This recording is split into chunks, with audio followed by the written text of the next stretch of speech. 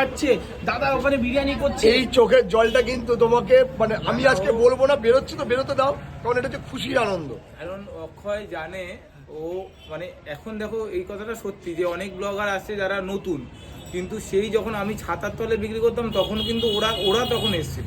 কোথাও না কোথাও ভালো লাগে। আমি অ্যাজ এ ফুড ব্লগার ফ্রিতে খাই, পয়সা দিই না, এটা আমাদের রেপুটেশন ফুড ব্লগারদের।